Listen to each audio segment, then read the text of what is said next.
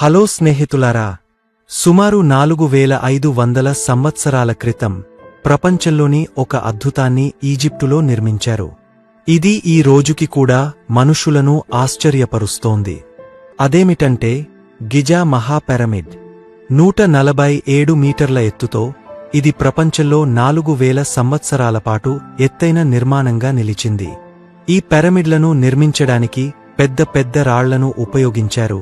ఇవి సుమారు 6 మిలియన్ టన్నులు బరువుగా ఉంటాయని చెబుతారు. ప్రస్తుత కాలంలో ప్రపంచంలోనే ఎత్తైన బుర్జ్ ఖలీఫా నిర్మాణంతో పోలిస్తే అది కేవలం 5 లక్షల టన్నులు మాత్రమే బరువు కలిగి ఉంది. మనుషులను ఆశ్చర్యానికి గురిచేసిన ప్రశ్న ఏమిటంటే అది ఎలా నిర్మించబడింది? ఆ సమయంలో క్రేన్లు, బుల్డోజర్లు లేదా ఆధునిక సాంకేతిక పరిజ్ఞానం మనుషులకు లేవు. ఇంతవరకు వారిది చక్రాలు కూడా లేని యుగం. అయినప్పటికీ వారు ఒక మహా స్మారకాన్ని నిర్మించారు. ఇది ఇప్పటికీ నిలిచి ఉంది. 4500 సంవత్సరాలుగా వేడెక్కిన వేసవులు, తుఫానులు, గాఢమైన వర్షాలు, వాతావరణ మార్పులను తట్టుకుని నిలిచి ఉన్న ఒక నిర్మాణాన్ని మీరు ఊహించగలరా?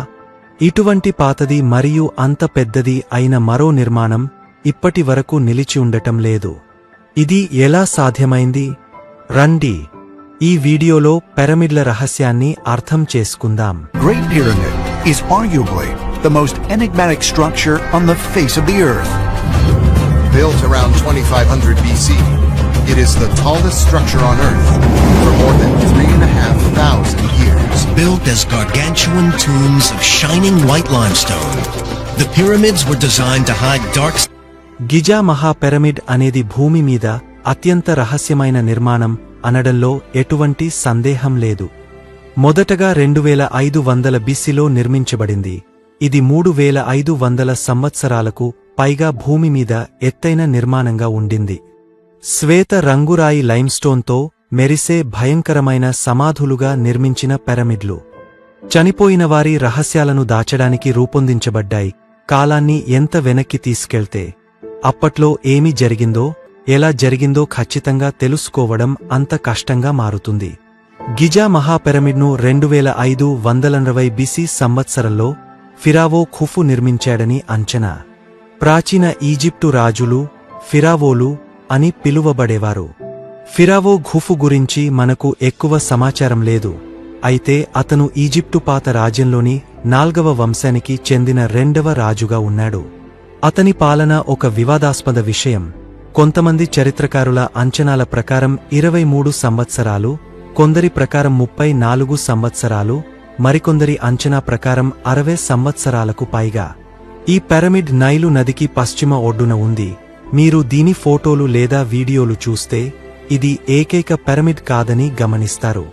అదే స్థలంలో నిర్మించిన మరో 2 పిరమిడ్లు కూడా కనిపిస్తాయి. వీటిలో ఎత్తైనది గిజా మహాపిరమిడ్. దీనిని ఖుఫు పిరమిడ్ అని కూడా అంటారు. రెండవది ఖఫ్రే పిరమిడ్. ఇది ఈజిప్టులోని 2వ ఎత్తైన పిరమిడ్. దీని నిర్మాణం సుఫు కుమారుడు ఖఫ్రే చేత జరిగినదని చెబుతారు. మూడవది మరియు చిన్నదిగా ఉన్నది మెన్కోరే పిరమిడ్.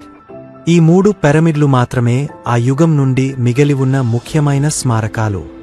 వీటితో పాటు గ్రేట్ స్ఫింక్స్, అనేక సమాధి స్థలాలు మరియు చిన్న పిరమిడ్లు ఉన్నాయి.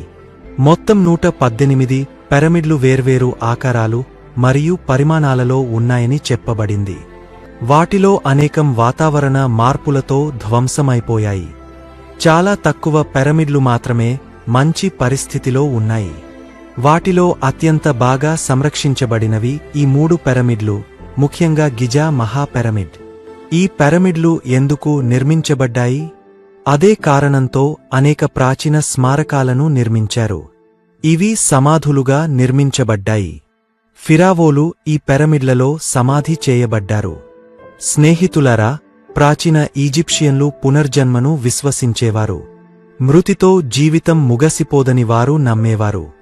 మరణం తరువాత ఆ వ్యక్తి ఆత్మ అండర్వరల్డ్కి ప్రయాణించి అక్కడ దేవతల చేత జడ్జ్ చేయబడుతుంది.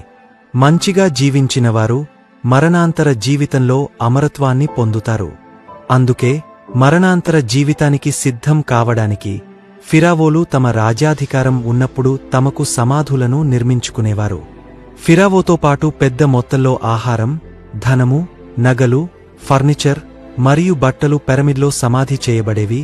వీటిని మరణాంతర జీవితంలో ఉపయోగించడానికి సమాధి చేయబడేవి. మరణం తరువాత వారి దేహాలను మమ్మీగా మార్చి చెక్క లేదా రాతితో తయారు చేసిన సార్కోఫేగస్లో మూసివేసేవారు.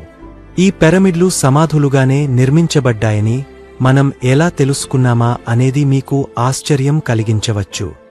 ఇది నిర్ధారించడానికి 2 ముఖ్యమైన కారణాలు ఉన్నాయి. మొదట, ఇతర పిరమిడ్లపై రాతలను, స్క్రిప్ట్లను కనుగొన్నారు. అలాంటి సార్కోఫేగస్లు మరియు పిరమిడ్లపై ఉన్న వచనాలు వారి సాంప్రదాయాల గురించి చెబుతాయి. రెండవది, ఈజిప్ట్ మరియు సూడాన్లోని ఎక్కువ భాగం చారిత్రాత్మక పిరమిడ్లు సమాధులుగానే ఉపయోగించబడ్డాయి. కానీ ప్రత్యేకంగా గిజా మహా పిరమిడ్ విషయానికి వస్తే, దీనికి సంబంధించి ప్రామాణిక సాక్ష్యాలు కనుగొనబడలేదు. కాబట్టి కొన్ని ప్రజలు తమ స్వంత ప్రత్యామ్నాయ సిద్ధాంతాలను ప్రవేశపెడుతున్నారు. పురావస్తు శాస్త్రవేత్తలు మహా పిరమిడ్లోకి ప్రవేశించినప్పుడు వారు 3 ప్రాచీన వస్తువులు మరియు ఖాళీ సార్కోఫేగస్ను కనుగొన్నారు. ఈ సార్కోఫేగస్ ఖుఫుదేనని, దాని చుట్టూ ఉండాల్సిన సంపదలు పురావస్తు శాస్త్రవేత్తలు తలుపులు తెరవక ముందే దొంగలించబడ్డాయని నమ్మబడుతోంది. దీనిని నమ్మని వారు వింతైన ప్రత్యామ్నాయ సిద్ధాంతాలను ప్రతిపాదించారు. ఇప్పుడు చర్చల్లో ఉన్న ఒక ప్రముఖ సిద్ధాంతం ఏమిటంటే, మహా పిరమిడ్ ఒక విద్యుత్ ప్లాంట్గా ఉండి విద్యుత్ ఉత్పత్తి చేయగలదని నమ్ముతారు. ఈ సిద్ధాంతాన్ని నమ్మేవారు ఈజిప్టియన్లు సాంకేతికంగా ఎంతో ప్రగతిశీలంగా ఉండేవారని, వారు ఇప్పటికే విద్యుత్ను వశపరచడం నేర్చుకున్నారని అంటున్నారు. ఈ సిద్ధాంతానికి మద్దతుగా కొన్ని ప్రాచీన కళాకృతులను చూపిస్తున్నారు. కొన్ని ప్రాచీన ఈజిప్టు దేవాలయాల గోడలపై దీపాల రూపకల్పనకు సంబంధించిన కళాకృతులను కనుగొన్నారు. వాటిని వారు దీపాలను తయారు చేయడానికి ఉపయోగించారని నమ్ముతున్నారు. ఈజిప్టియన్లు దీన్ని ఆవిష్కరించారని, కానీ ఆ సాంకేతికత తర్వాత ఎలా నశించిపోయిందో తెలియదని చెబుతున్నారు. నేను తరచూ చెప్పినట్లు, ప్రామాణిక సాక్ష్యాలు లేకపోతే ఇలాంటి కుతంత్ర సిద్ధాంతాలు పుట్టుకొస్తాయి. కానీ ఈ కుతంత్ర సిద్ధాంతాలు చాలా వింతగా ఉండి, అవి తర్కపరంగా సరైన భావం ఇవ్వవు. అంతటి దీపాలు ప్రాచీన ఈజిప్టులో నిజంగా ఉన్నాయంటే, వాటిని నిరూపించే ఆధారాలు ఇప్పటివరకు ఎందుకు కనుగొనలేకపోయాము? వాస్తవంగా ఈ కళాఖండం ఒక ఈజిప్టు పురాణ కథను చిత్రీకరిస్తోంది. మరొక ప్రసిద్ధ సిద్ధాంతం పిరమిడ్ను పంటలను నిల్వ చేసే గోదాముగా గుర్తిస్తుంది. ఈ సిద్ధాంతాన్ని 1998వ సంవత్సరంలో అమెరికా రాజకీయ నాయకుడు బెన్ కార్సన్ ప్రతిపాదించారు. అతని వ్యక్తిగత సిద్ధాంతం ప్రకారం పిరమిడ్లు యేసుక్రీస్తు తండ్రిచే నిర్మించబడ్డాయని పేర్కొన్నాడు. My own personal theory is that Joseph built the pyramids in order to store grain. Now all the archaeologists think that they were made for the pharaoh's grave. నా వ్యక్తిగత సిద్ధాంతం ఏమిటంటే, యోసఫ్ ధాన్యాలను నిల్వ చేయడానికి పిరమిడ్లను నిర్మించాడు. ఇప్పుడు అందరూ పురావస్తు శాస్త్రవేత్తలు పిరమిడ్లను ఫరోలు నిర్మించారని అనుకుంటున్నారు, సరేనా? ఇక్కడ మీరు చూస్తున్న రెండో ముఖ్య కారణం ఏమిటంటే, రాజకీయ నాయకులు మతపరమైన అంశాలను ప్రోత్సహించడానికి అబద్ధపు సిద్ధాంతాలను రూపొందించడం. ఏదేమైనా, ఈరోజు మొత్తం చరిత్రకారుల ఆమోదంతో స్పష్టంగా ఉన్న విషయం ఏమిటంటే, గిజా మహా పిరమిడ్ సమాధిగా నిర్మించబడింది. అప్పట్లో సమాధి ఎంత ప్రతిష్టాత్మకంగా ఉంటే, అందులోని సంపద మరియు ఆహారం ఎక్కువగా ఉంటే, ఫరోల మరణానంతర జీవితం అంత మంచిదిగా ఉంటుందని వారు నమ్మేవారు. ఇప్పుడు మనం అతిపెద్ద ప్రశ్నకు వస్తాం. ఈ పిరమిడ్లు ఎలా నిర్మించబడ్డాయి? నిజంగా ఇది పిరమిడ్ల యొక్క అత్యంత రహస్యభరితమైన అంశం. 147 మీటర్ల ఎత్తైన నిర్మాణాన్ని వారు ఎలా నిర్మించారు? ఈ భారీ రాళ్లను ఉపయోగించి ఒక్కో రాయి 2.5 టన్నుల నుండి 80 టన్నుల వరకు బరువున్నాయి.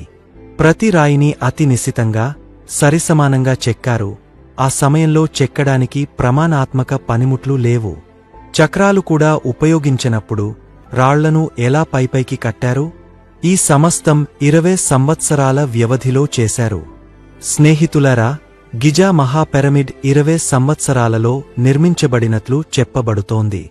దీనిపై చాలా సిద్ధాంతాలు ఉన్నాయి. నేను విచిత్రమైన కుట్ర సిద్ధాంతాలను చర్చించను. కానీ సిద్ధాంతాల గురించి చర్చించడానికి ముందు ప్రజలు పిరమిడ్ల గురించి కలిగి ఉన్న అపోహలను చూద్దాం.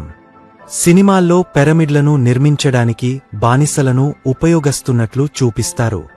బానిసలను ఇక్కడ రోజంతా పని చేయమని బలవంతపెట్టడం, మరియు అధికారుల చేతిలో దారుణంగా వేధించబడడం, కొరడాలతో కొట్టడం మీరు ఏదో ఒక సినిమాల్లో చూసే ఉంటారు. చాలా కాలం పాటు ప్రజలు పిరమిడ్లు బానిసల చేత నిర్మించబడ్డాయని నమ్మారు. క్రీట్పు 5వ శతాబ్దానికి చెందిన గ్రీకు చరిత్రకారుడు హెరోడోటస్ బానిసలు పిరమిడ్లను నిర్మించారనే భావనను ముందుగా ప్రతిపాదించాడు. కానీ ఈ రోజుల్లో ఇది తప్పు అని మనకు తెలుసు. ఈ పిరమిడ్లను నిర్మించిన వారు అత్యంత నైపుణ్యంతో కూడిన కార్మికులు. వారిని ఆకలితో వేధించడం చేయలేదు, వారి కోసం సమృద్ధిగా ఆహారాన్ని అందించారు. వారు ఎంతో బలంగా, సంతృప్తిగా ఉండేవారు. అప్పట్లో సాధారణ ఈజిప్టు పౌరుల కంటే మరింత శక్తివంతంగా, సాంద్రంగా ఆహారం తీసుకునేవారు. వారు నిర్మాణ స్థలానికి సమీపంలోని పట్టణాల్లో నివసించేవారు. అనేక సమూహాలు క్రమక్రమంగా వారికి మద్దతు ఇస్తుండేవి. ఉదాహరణకు, రైతులు వారి పొలాలలో సక్రియంగా వ్యవసాయం చేయని సమయంలో తాము ఖాళీగా ఉన్నప్పుడు ఈ నిర్మాణానికి సహాయం చేసేవారు. ఒక విధంగా రాజ్యం పౌరులు జాతీయ ప్రాజెక్టు విజయానికి ఐక్యంగా పనిచేశారు. వారు తమ ఫరోకు ఎంతో నిబద్ధతగా ఉండేవారు. సుమారు 20,000 మంది నుంచి 30,000 మంది కార్మికులు ఈ నిర్మాణంలో పాల్గొన్నారు. రోజుకు 10 గంటలు పని చేసేవారు. దాదాపు 5.5 మిలియన్ మెట్రిక్ టన్నుల చున్నపురాయి, 8,000 టన్నుల గ్రానైట్, 5 లక్షల టన్నుల మోర్టర్ వాడారు. ఈ పదార్థాలలో ఎక్కువ భాగం సమీప ప్రాంతాల నుంచే సేకరించబడింది. ఎక్కువలోపు సైట్ నుండి 800 కిలోమీటర్ల దూరంలోని ఈజిప్టు దక్షిణ ప్రాంతం నుండి తీసుకువచ్చారు. ఇప్పుడు ఒక ప్రశ్న వస్తుంది, ఈ రాళ్లను ఎలా కత్తిరించారు? అప్పట్లో ఎక్కువగా ఉపయోగించిన లోహం రాగా, కాబట్టి పరికరాలు రాగితో తయారు చేయబడ్డాయి. కఠినమైన గ్రానైట్ రాళ్లను డోలరైట్తో పగలగొట్టేవారు. వారు కొన్ని ప్రత్యేక పద్ధతులను ఉపయోగించారు. ఉదాహరణకు, రాళ్లలో బిల్లు లేదా రంధ్రాలను కనుగొని ఆ రంధ్రాల్లో నీటిలో నానబెట్టిన కలప మొనలను ఉంచేవారు. రాళ్లు నీటిని ఆవిరిపుచ్చినప్పుడు ఆ మొనలు విస్తరించి రాయిని పగలగొట్టేవి. ఇప్పుడు ప్రధాన ప్రశ్న ఏమిటంటే, ఈ రాళ్లను ఎలా తరలించేవారు? ఆ సమయంలో రథాలలో చక్రాలను ఉపయోగించేవారు కాదు. రాళ్లను లోడ్ చేసి సైట్కు తేలికగా తీసుకెళ్లడానికి చక్రాలతో వాహనం లేదు. ఒక సమర్థవంతమైన సిద్ధాంతం ఏమిటంటే, వారు నదిలో తేలే పడవలను నిర్మించి రాళ్లను క్వారీల నుంచి తరలించేవారని భావిస్తున్నారు. రాళ్లు పిరమిడ్ల వద్దకు వచ్చాక స్లెడ్జ్లను తడి నేలపై ఉపయోగించి వాటిని ఒకదానిపై మరొకటి కూర్చేవారు. ఇది 2014వ సంవత్సరంలో జరిగిన ఒక అధ్యయనంలో ఇటీవల కనుగొనబడిన ఒక ఆసక్తికర సిద్ధాంతం. ఈ సిద్ధాంతానికి ఆధారం తెహుతిహోటెప్ సమాధిలో కనుగొన్న ఈ చిత్రలేఖనం. ఇది క్రీస్తు పూర్వం 1900 కాలంలో నిర్మించబడిన ఒక సమాధి. ఈ చిత్రంలో మీరు 170 మంది ఒక విగ్రహాన్ని స్లెడ్జ్పై లాగుతున్నట్లు చూడవచ్చు. ఈ భారీ విగ్రహాన్ని లాగడానికి గొలుసులను ఉపయోగించారు. చిత్రాన్ని జాగ్రత్తగా పరిశీలిస్తే ఒక వ్యక్తి విగ్రహం ముందు ఉన్న ఇసుకపై నీటిని పోస్తున్నట్లు మీరు గమనించవచ్చు. మొదట్లో పురావస్తు శాస్త్రవేత్తలు ఇది ఒక పూజా విధానం అని భావించారు, అంటే స్లెడ్జ్ ముందు నీటిని పోయడం ఒక సంప్రదాయం కావచ్చని. ఈ విషయాన్ని భౌతిక శాస్త్రవేత్త డేనియల్ బాన్ మరియు అతని బృందం పరీక్షించినప్పుడు ఇసుకలో నిర్దిష్ట పరిమాణంలో నీరు ఉండడం ద్వారా నేల మరియు లాగబడుతున్న వస్తువుకు మధ్య ఘర్షణ తగ్గపోతుందని కనుగొన్నారు. ఇసుకలో 2% నుండి 5% నీరు ఉంటే తడి ఇసుకపై వస్తువులను లాగడం సులభం అవుతుంది. ఇది అర్థం చేసుకున్న తర్వాత తదుపరి ప్రశ్న ఏమిటంటే, ఈ రాళ్లను ఒకదానిపై మరొకటి ఎలా కూర్చారు? ఈ భారీ రాళ్లను భారమైన యంత్రాంగం లేకుండా ఎలా పైకెత్తారు? సాధారణంగా రాళ్లను పైకెత్తడానికి పల్లీ వ్యవస్థను ఉపయోగించవచ్చు, కాని నేను చెప్పినట్లు 4వ వంశంలో ఈజిప్టులో చక్రాలు ప్రస్తుతం మనం ఉపయోగిస్తున్నట్లు అందుబాటులో లేవు. అవి కేవలం మట్టి సామాను తయారీలో మాత్రమే ఉపయోగించేవారు. మిత్రులారా, వారు ర్యాంపుల సమర్థమైన వ్యవస్థను నిర్మించారు. 2015వ సంవత్సరంలో ఆంగ్ల మరియు ఫ్రెంచ్ పురావస్తు శాస్త్రవేత్తల బృందం 4500 సంవత్సరాల పురాతన కలప ర్యాంపును ఒక క్వారీలో కనుగొన్నారు. పండితుల సూచన ప్రకారం ర్యాంపు ఈ విధంగా నిర్మించబడింది. నేల నుండి పైకి నేరుగా ఉన్న గోడను నిర్మించారు. రాళ్లను పైకి తరలించడానికి ర్యాంపుల పక్కన చెక్క స్తంభాల వ్యవస్థను ఏర్పాటు చేశారు. ఆ తర్వాత వారు స్తంభాల చుట్టూ తాడును వాడి రాళ్లను పైకి లాగారు. మీరు స్క్రీన్లో చూడగల ఈ కళాఖండంలో చూపినట్లుగా ఇది భౌతిక శాస్త్రవేత్త జోసెఫ్ వెస్ట్ 2014వ సంవత్సరంలో సూచించారు. ఈ సిద్ధాంతం ప్రకారం పిరమిడ్ ఒక స్థాయి పూర్తి చేసిన తర్వాత వారు కొత్త వాలు ఏర్పాటు చేసేవారు, మరియు వాలును ఎక్కువగా చేసే కోసమే వారు దీర్ఘ ర్యాంపును నిర్మించేవారు. దీర్ఘ ర్యాంపును నిర్మించడం ద్వారా వాలును తగ్గించవచ్చు. మరో సిద్ధాంతంలో వారు రాళ్లను ఒకదానిపై ఒకటి కూర్చడానికి లీవర్లు ఉపయోగించేవారనే భావన ఉంది. ఈ డ్రాయింగ్లో అది ఎలా పనిచేస్తుందో చూడండి. సూత్రప్రాయంగా వారు మధ్యలో ఒక ఎత్తైన పాయింట్ తీసుకోవాలి మరియు ఒక పొడవైన దిమ్మిని మరో దిశలో బరువు పెట్టి పైకి లాగడం సులభమవుతుంది. ఆపై రాళ్లను ఆ ప్రణాళిక ప్రకారం కూర్చవచ్చు. పండితులు భావిస్తున్నట్లుగా ఇలాంటి వ్యవస్థలు షాడూఫ్ పేరుతో ఈజిప్టులో కొన్ని వేల సంవత్సరాలుగా ఉన్నాయి. వారు ఇదే విధానాన్ని నైలు నది నుంచి నీరు తీయడానికి ఉపయోగించేవారు, తమ పంట పొలాలను పండించడానికి. ఈ సిద్ధాంతాలు ఆసక్తికరంగా కనిపిస్తాయి, కానీ నిర్మాణ సమయంతో సంబంధం లేకుండా వస్తాయి. పిరమిడ్ను 20 సంవత్సరాల్లో పూర్తి చేశారని మేము తెలుసు. ఒక రాయిని ఇలా తరలించడానికి 20,000 మంది పనిచేస్తే ప్రతి 3 నిమిషాలకో రాయిని రోజుకు అందరినీ కలుపుకొని సరిగ్గా ఉంచాలి. వారు అంత వేగంగా పని చేయగలరని అనిపించడం చాలా అనుమానాస్పదం. మిత్రులారా, ఈ కారణంగా ఈ విషయం ఇప్పటికీ ఒక రహస్యం. ఈ 2 సిద్ధాంతాలు సమంజసంగా ఉన్నా అవి పూర్తి స్థాయిలో సరిగ్గా ఏమి జరిగిందో వివరించలేవు. మేము తెలుసుకున్నది ఏమిటంటే పిరమిడ్ దిగువ భాగం రాళ్లను మోర్టార్, సిమెంట్ లేకుండా ఉంచారు. ఆపై పై పొరలకు మోర్టార్ని జోడించారు. ఇది నిర్మాణానికి స్థిరత్వాన్ని పెంచుతుంది. ఈ కారణంగా వేలాది సంవత్సరాలుగా గిజా పిరమిడ్ కుదురుగా నిలిచింది, పలు భూకంపాలు వచ్చినప్పటికీ. మోర్టార్ గురించి కూడా ఒక రహస్యముంది. శాస్త్రవేత్తలు మోర్టార్ యొక్క రసాయనాన్ని తెలుసుకున్నప్పటికీ దానిని తిరిగా సృష్టించలేకపోయారు. చివరగా నిర్మాణం యొక్క చివరి దశ పిరమిడ్ యొక్క బాహ్య పొర. ఇది నాజుకైన తెల్లటి చూనా రాతితో నిర్మించబడింది. దీని అర్థం ఏమిటంటే సూర్యకాంతి దీనిమీద పడినప్పుడు ఈ పిరమిడ్లు తెల్లగా కాంతివంతంగా మెరిసేవి. ఇది వేలాది సంవత్సరాలుగా కోల్పోయింది. ఖుఫు మరియు మెన్కోరే పిరమిడ్లలో బాహ్య పొరలు పోయాయి, కానీ ఖాఫ్రే పిరమిడ్లో మీరు పైభాగంలో కొంత భాగాన్ని చూడవచ్చు.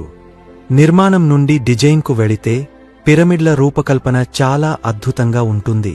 పిరమిడ్లు ఉత్తరం, తూర్పు, దక్షిణం, పశ్చిమం అనే 4 దిశలను ఖచ్చితంగా సూచించే విధంగా రూపొందించబడ్డాయని మీరు తెలుసా? ఇక్కడ దోషం చాలా స్వల్పంగా ఉంది, కేవలం ఒక 1/10వ వంతు డిగ్రీ దోషం మాత్రమే.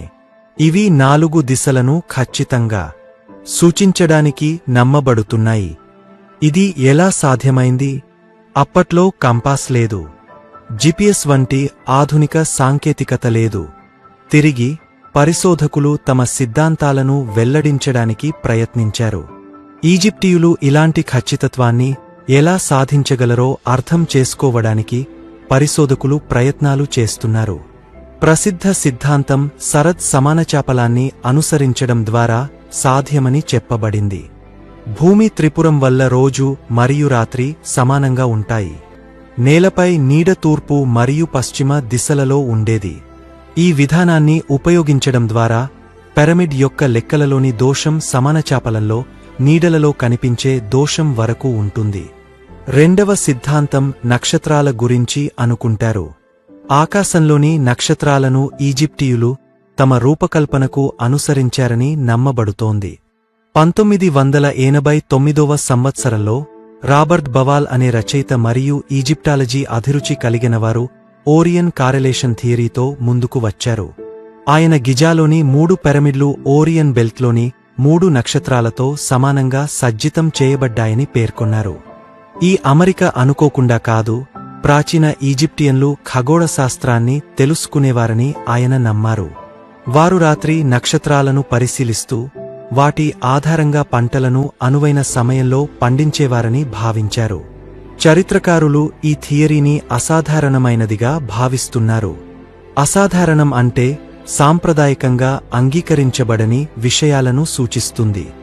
ఈ సిద్ధాంతాన్ని వ్యతిరేకించడానికి ఉపయోగించే కొన్ని అంశాలు ఏమిటంటే 3 పిరమిడ్లు ఒకేసారి యోజించబడలేదు లేదా ఒకేసారి నిర్మించబడలేదు. 1999వ సంవత్సరంలో ఖగోళ శాస్త్రజ్ఞులు ఓరియన్ బెల్ట్ నక్షత్రాల క్రమానుసారంగా పిరమిడ్లను పరిశీలించినప్పుడు పిరమిడ్లు వాటితో ఖచ్చితంగా సరిపోలడం లేదని తెలిసింది. సమస్య ఏమిటంటే వేల సంవత్సరాల కాలంలో నక్షత్ర క్రమం కదిలిపోయింది. అప్పట్లో నక్షత్రాలు ఇప్పుడు మనకు కనిపించే చోటే లేవు. ఈ సిద్ధాంతాన్ని చర్చించడం ముఖ్యంగా ఉంది, ఎందుకంటే ఇది మనం సరైన ఆధారాలు లేకపోయినప్పుడు ఏదైనా సరిపోలికలు కనుగొనడానికి ప్రయత్నిస్తామనే క్లాసిక్ ఉదాహరణ. మనకు దేనిగూర్చి స్పష్టమైన వివరణ లేదా ఖచ్చితమైన ఆధారం లేకపోతే మనం మన ఆలోచనలను సృష్టించి ఎక్కడైనా ఏదైనా సంబంధాన్ని కనుగొన్నప్పుడు దాన్ని నిజం అని నమ్ముతాము. ఇదే ఆలోచనను మరింత ముందుకు తీసుకెళితే కొంచెం అతిశయంతో కొంతమంది పిరమిడ్లు విదేశీయులచే నిర్మించబడ్డాయని నమ్ముతారు, ఎందుకంటే మనుషులు వాటిని నిర్మించడం సాధ్యం కాదని వారు నమ్ముతారు. నా అభిప్రాయం ప్రకారం ఇలాంటి సిద్ధాంతాలు శాస్త్రీయ ఆలోచన సూత్రానికి వ్యతిరేకంగా ఉంటాయి. ఇది మనకు సమాధానం దొరకనప్పుడు ఏదో విధంగా సమాధానాన్ని కనుగొనే చిట్కా పద్ధతి. మనకు తెలిసిన వాస్తవాలను అంగీకరించడం మరియు మనకు తెలియని విషయాలను స్పష్టంగా వివరించడం మంచిది. తద్వారా తదుపరి తరం పురావస్తు శాస్త్రజ్ఞులు మరియు చరిత్రకారులు వాటిపై పరిశోధన చేయవచ్చు, పూర్తి పరిష్కారాన్ని లేదా వివరణను కనుగొనవచ్చు. మీకందరికీ చాలా ధన్యవాదాలు.